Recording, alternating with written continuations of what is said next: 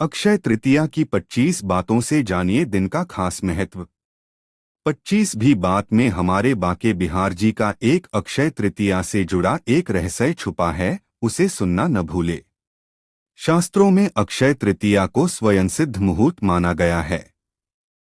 अक्षय तृतीया के दिन मांगलिक कार्य जैसे विवाह, गृह प्रवेश, व्यापार अथवा उद्योग का आरंभ करना अति शुभ फलदायक होता है। सही मायने में अक्षय तृतीया अपने नाम के अनुरूप शुभ फल प्रदान करती है। अक्षय तृतीया पर सूर्य व चंद्रमा अपनी उच्च राशि में रहते हैं। आइए जानें 25 बातों से अक्षय तृतीया का महत्व।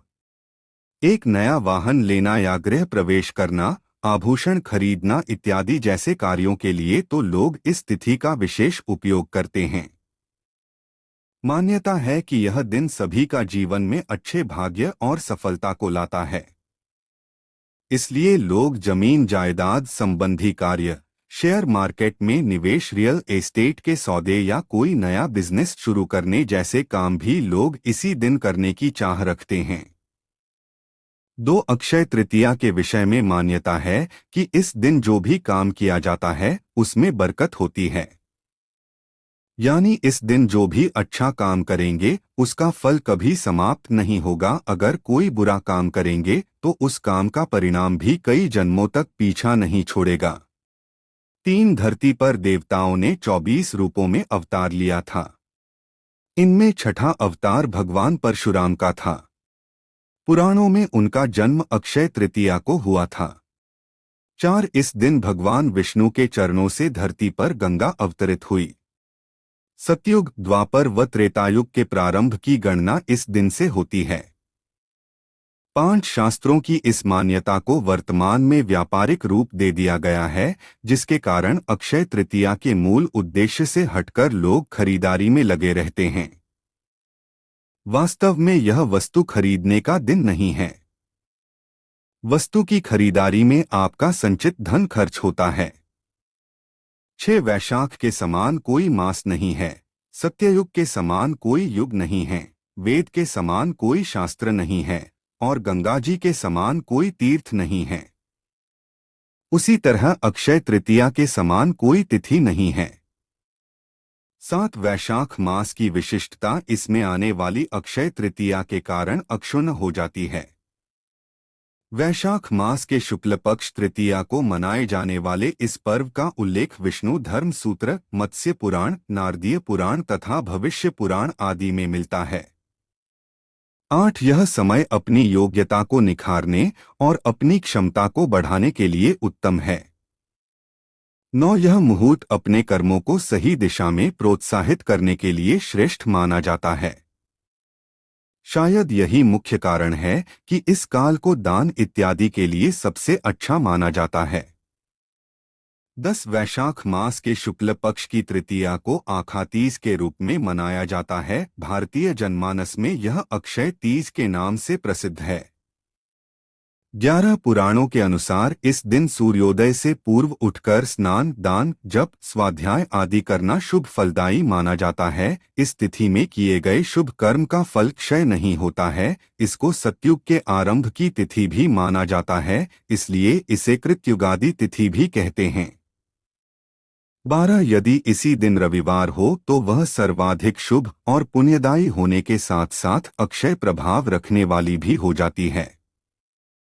13 मत्स्य पुराण के अनुसार अक्षय तृतीया के दिन अक्षत, पुष्प, दीप आदि द्वारा भगवान विष्णु की आराधना करने से विष्णु भगवान की विशेष कृपा प्राप्त होती है तथा संतान भी अक्षय बनी रहती है।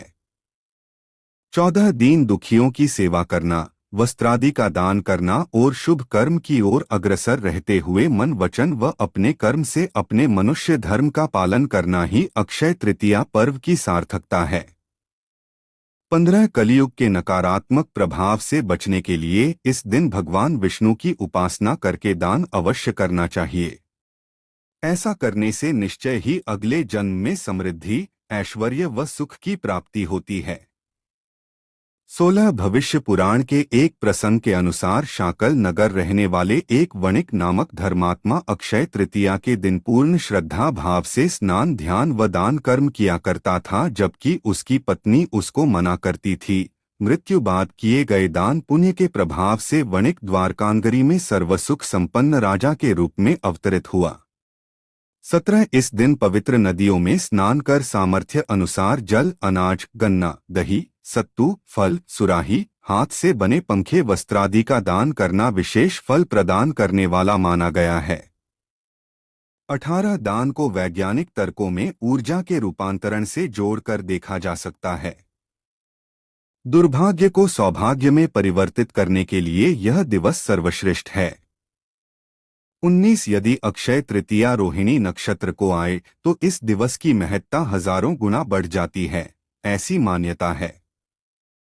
किसानों में यह लोक विश्वास है कि यदि इस तिथि को चंद्रमा के अस्त होते समय रोहिणी आगे होगी तो फसल के लिए अच्छा होगा, और यदि पीछे होगी तो उपज अच्छी नहीं होगी। 20 इस दिन प्राप्त आशीर्वाद बेहद तीव्र फलदायक माने जाते हैं।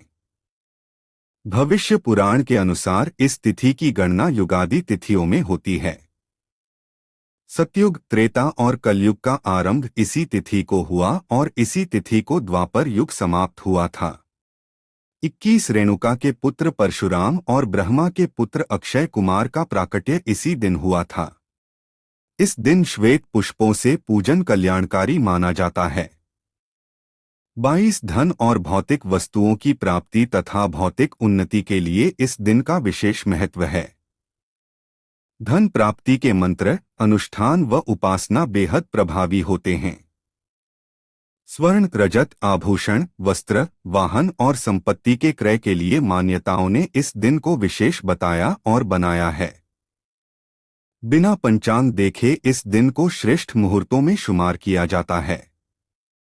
23 दान करने से जाने अनजाने हुए पापों का बोझ हल्का होता है और पुण्य की पूंजी बढ़ती है।